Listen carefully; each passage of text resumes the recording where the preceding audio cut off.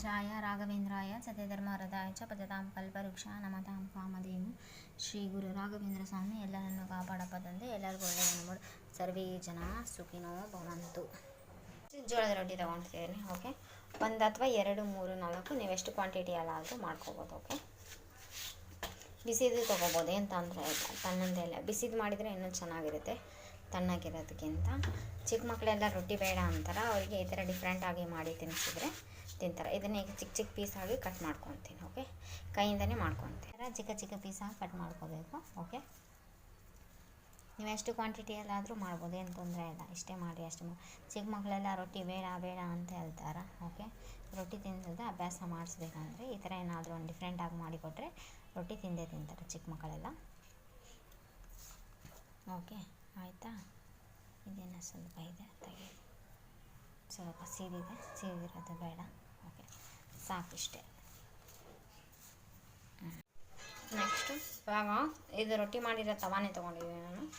ಇದೇ ತವಾದಲ್ಲೇ ರೊಟ್ಟಿ ಮಾಡಿದ್ದೀನಿ. ಇದಕ್ಕೆ ಇವಾಗ ಫಸ್ಟು ಸ್ವಲ್ಪ ಪುಟಾಣಿ ಅಥವಾ ಹುರಿಕಡಲೆ ಅಂತಾರಲ್ಲ ಅದನ್ನ ಬಿಸಿ ಮಾಡ್ಕೊಳ್ಳೋಣ. ಓಕೆ, ಸ್ವಲ್ಪ ಬಿಸಿ ಮಾಡ್ಕೊಳೋದು ಅಷ್ಟೇ, ಏನೇನಿಲ್ಲ.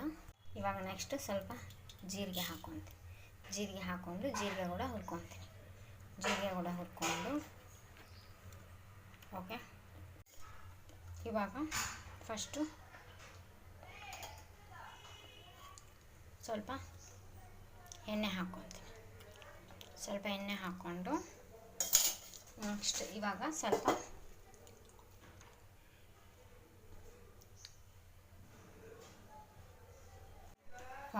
ಈರುಳ್ಳಿ ಹಾಕ್ಕೊತೀನಿ.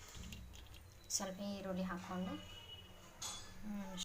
ಇವಾಗ ಸ್ವಲ್ಪ ಹಸಿಕಾಯಿ ಹಾಕ್ಕೊತೀನಿ. ಓಕೆ, ಹಸಿಕಾಯಿ ಹಾಕ್ಕೊಂಡು ಕೊತ್ತಂಬರಿ ಸೊಪ್ಪು ಹಾಗೂ ಕರಿಬೇವು ಸೊಪ್ಪು. ಆಯಿತಾ? ಇದು ಪುಡಿ ರೆಡಿಯಾಗಿದೆ. ಹುರ್ಗಡ್ಲೆ, ಜೀರಿಗೆ ಹಾಗೂ ಉಪ್ಪು ಹಾಕಿ ರುಬ್ಕೊಂಡಿದ್ದೀನಿ, ಪುಡಿ ಮಾಡ್ಕೊಂಡಿದ್ದೀನಿ. ಇದನ್ನು ಇವಾಗ ಇದು ಮಸಾಲ ಬೆನೆಸಿದೆ ಅಲ್ಲ, ಈರುಳ್ಳಿ, ಹಸಿಮೆಣಸಿನ್ಕಾಯಿ, ಕರಿಬೇವು, ಕೊತ್ತಂಬರಿ ಎಲ್ಲ ಹಾಕಿರೋದು ಇದರೊಳಗೆ ಹಾಕ್ಕೊತೀನಿ.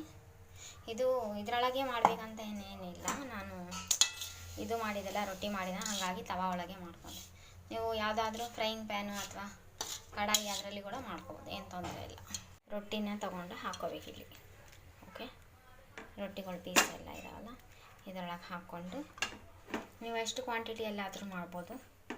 ಇಷ್ಟು ಮಾಡಿರಿ ಅಷ್ಟು ಮಾಡಿರಿ ಅಂತ ಹೇಳಲ್ಲ, ಯಾಕಂದರೆ ಚಿಕ್ಕ ಮಕ್ಕಳೆಲ್ಲ ಬೇಡ ಬೇಡ ಅಂತ ಹಠ ಮಾಡ್ತಾರೆ. ಹಾಗಾಗಿ ಈ ಥರ ಮಾಡಬೇಕಷ್ಟೆ, ಇನ್ನೇನಿಲ್ಲ. ಓಕೆ, ಇವಾಗಿದೆ ಮಸಾಲ ಎಲ್ಲ ಹೊಂದ್ಕೊಳಂಗೆ ಕಲಿಸ್ಕೋಬೇಕು.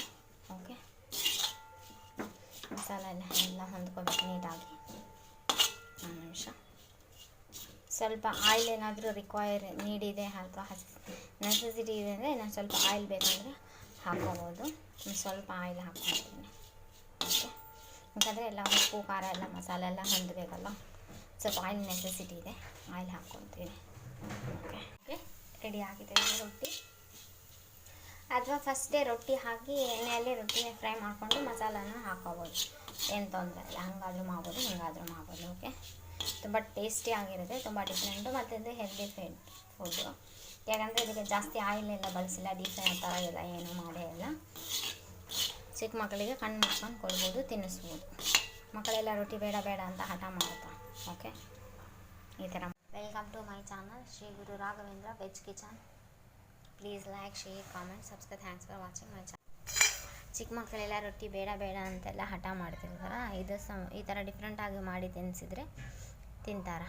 Okay, please like, share, comment, subscribe. Thanks for watching. ಇದು ವೆರಿ ಹೆಲ್ದಿ ಡಿಶಸ್ ಆಗಿರುತ್ತೆ, ತುಂಬ ಟೇಸ್ಟಿ ಆಗಿರುತ್ತೆ. ಆಯಿಲ್ ಅಂತ ಏನು ಜಾಸ್ತಿ ಆಯಿಲ್ ಎಲ್ಲ ಯೂಸ್ ಮಾಡಿಲ್ಲ, 0 ಆಯಿಲ್ ಹಾಕಿ ಮಾಡಿರೋದು.